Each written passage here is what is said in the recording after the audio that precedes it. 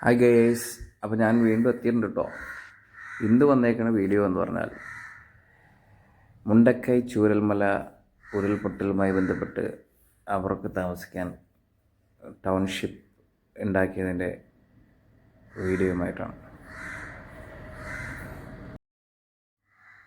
സത്യം പറഞ്ഞാൽ ഞാൻ നേരിൽ കണ്ടപ്പോഴാണ് ഇത്രയും വിശ്വസനീയമായത്.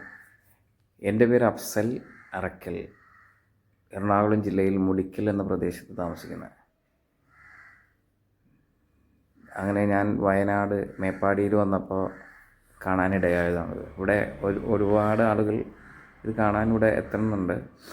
ടൗൺഷിപ്പ് സർക്കാർ ഇലക്ഷനായിട്ട് ബന്ധപ്പെട്ട് ഒരുപാട് കിംവദന്തികൾ വന്നിരുന്നു. അതുപോലെ സർക്കാരും പണിന് ഒരുപാട് കാര്യങ്ങൾ പറഞ്ഞിട്ടുണ്ടായി. പക്ഷേ അതൊക്കെ സത്യമാണെന്നുള്ളത്, ഇത്രയും പണി തീർന്നിട്ടുണ്ടെന്നൊക്കെ നേരിൽ കണ്ടപ്പോഴാണ് ബോധ്യമായത്. ഓരോ വീടിൻ്റെയും പണികൾ ഒരു 90% പണി തീർന്നിട്ടുണ്ട്. ഒരു 178 വീടിൻ്റെ പണി 100% തീർന്നിട്ടുണ്ട്. അതിൽ വേസ്റ്റ് കുഴിയുടെയും സെപ്റ്റിക് ടാങ്കിൻ്റെയൊക്കെ ഒരു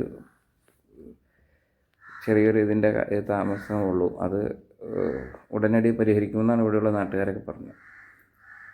അത് ഇത്ര വീടുകൾക്ക് ഓരോ ടാങ്ക് വീതമാണ് പണിയണത്. അപ്പോൾ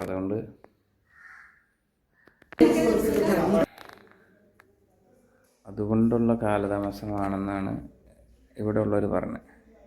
നിലവിലൊരു വീട്ടിൽ താമസക്കാരുണ്ട്. പുള്ളിയുടെ അഭിപ്രായങ്ങളൊക്കെ ഇതിനകത്ത് രേഖപ്പെടുത്തിയിട്ടുണ്ട്. കുറേ കാര്യങ്ങളൊക്കെ പറയണം.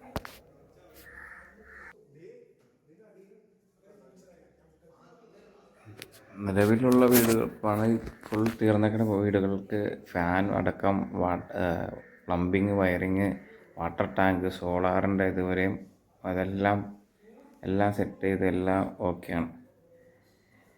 അപ്പോൾ ഈ 178 വീടുകൾക്ക് ഒറ്റ സെപ്റ്റിക് ടാങ്കും ഒറ്റ വേസ്റ്റ് കുഴി എന്ന കണക്കിൽ ഓരോ സോൺ തിരിച്ചാണ് അവരിവിടെ പണി കഴിപ്പിച്ചുകൊണ്ടിരിക്കുന്നത്. അപ്പോൾ അതിൻ്റെ ഈ കുഴിയുടെ ഒരു സെറ്റിങ്സിൻ്റെ ഒരു ഇത് മാത്രമാണ് ഇപ്പോൾ ഡിലേ ഉള്ളൂ നിലവിൽ. ബാക്കി വീടിൻ്റെ പണികൾ കംപ്ലീറ്റ് തീർന്നിട്ടുണ്ട്. ബാക്കിയുള്ള വീടുകളുടെ പണികൾ 90% തീർന്നിട്ടുണ്ട്. കുറച്ച് വീടുകൾക്ക് മാത്രം പണി പുരോഗമിച്ചുകൊണ്ടിരിക്കുന്നു. പണി നിലവിൽ നടന്നുകൊണ്ടിരിക്കുന്നുണ്ട്. ഒക്കെ നല്ല അടിപൊളി വീടാണ്. ഒരു കുടുംബത്തിന് ലാവിഷായിട്ട് ജീവിക്കാൻ പറ്റിയൊരു വീടാണ് ഇപ്പോൾ നിലവിൽ പണിതുകൊണ്ടിരിക്കുന്നത്.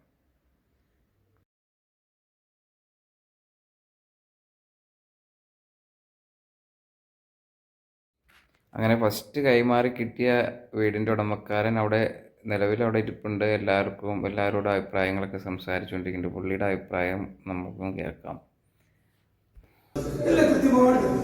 ഈ മാസം ഈ അഞ്ചം കാരണം ഭക്ഷണത്തിന്റെ പൈസ ഇതുവരെ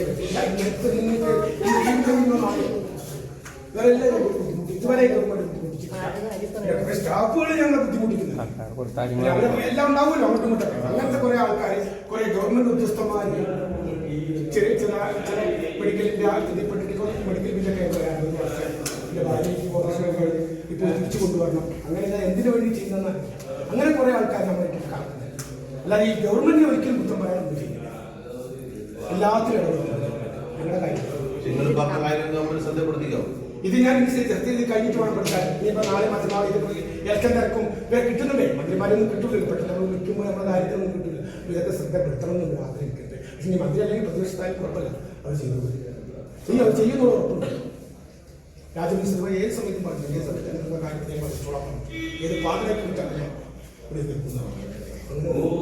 ഈ ഒരു മന്ത്രിസഭ ഞങ്ങൾക്ക് നല്ലൊരു അനുകൂലം. പക്ഷെ ഞാൻ കുറെ സ്റ്റാഫുകൾ അതുപോലെ പൈസ ഞങ്ങൾക്ക് 9,000 രൂപ ഒരാൾക്ക് ഒരു മാസത്തിൽ കൊടുക്കുന്നു. പണിയില്ലാത്തവർ അതെന്താണെന്നറിയില്ല. അതിനിടയ്ക്ക് ഇതിൽ ചെയ്യുന്ന ആള് ലീവിലാണ്, അതുകൊണ്ടാണ് വരാത്തത്. വിളിച്ചു ചോദിച്ചത് അതിന്റെ കാരണം ഭക്ഷണത്തിന് പ്രശ്നങ്ങൾ, പണിയെടുക്കുന്നവർക്കൊക്കെ പ്രശ്നമില്ല. ഈ പണിക്കൊന്നും പോകാത്തവർക്കാണ് പ്രശ്നം. അത് നേരത്തെ മൂന്നാം തീയതി തന്നെ അയച്ചു. അത് കൃത്യമായിട്ട് നമ്മളിപ്പോ എത്ര 9,000 കൊടുത്താലും 10,000 കൊടുത്താലും ഈ 6,000 നമ്മളനുസരിച്ചിട്ട് അതിനൊന്നും കുറവില്ല. ഇവരുടെ കയ്യിൽ കിട്ടിയ പത്രമാണ്. ഞങ്ങൾ ഇവരുടെ കയ്യിൽ തന്നെ വന്നുപെട്ടത് അന്ന് മുതൽ ഇന്ന് വരെ ഒരു പ്രശ്നം. ഞങ്ങൾ ഓരോ പ്രശ്നങ്ങൾ ഉണ്ടാക്കിയാലും അത് അവർ അഡ്ജസ്റ്റ് ചെയ്ത് കൊണ്ടുപോകുന്നുണ്ട് ഞങ്ങളെ. അപ്പോൾ ഞങ്ങൾ തന്നെ ഇത് ആവശ്യപ്പെട്ടതാണ്. ഞങ്ങൾക്ക് ഈ വീടുകൾ ഞങ്ങൾ അർഹതപ്പെട്ടവരെല്ലാം എത്തണം. ഇതെല്ലാം നഷ്ടപ്പെട്ടവരാണ് ഈ 178 ആൾ. എല്ലാം ഒരു മറുപടിയില്ലാതെ കാര്യങ്ങൾ വരുന്ന ആൾക്കാർ. ഒന്നും നഷ്ടപ്പെടാത്തവരല്ല. നഷ്ടപ്പെടാത്തവർ കയറി കൂടിയിട്ടുണ്ട്. അത് അർത്ഥക്കളിയാണ്. ഒരു 10-25 ആളുകൾക്ക് കയറി കൂടിയിട്ടുണ്ട്.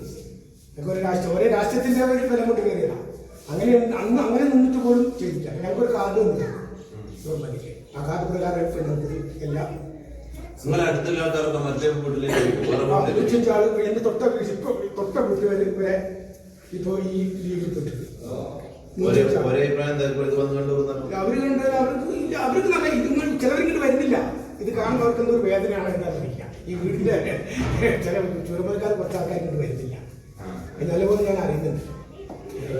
എന്താ മനസ്സിൽ വേദനയാണ്. ഞാൻ അപ്പോഴും പറഞ്ഞു, നിങ്ങൾ ഈ ഗവൺമെന്റിന്റെ ഏത് വീടായാലും നമുക്ക് ഈ സ്ഥലം വാങ്ങിയപ്പോൾ പറഞ്ഞു ഈ സ്ഥലത്തിൽ വീട്